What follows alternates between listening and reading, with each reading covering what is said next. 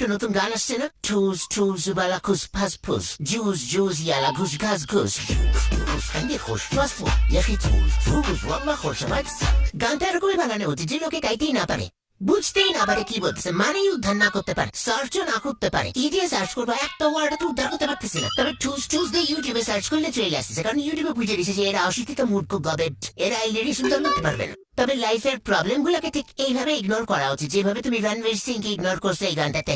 রণবীর সিংও ছিল নাকি FA9L, এটা কি, এটা গানের নাম?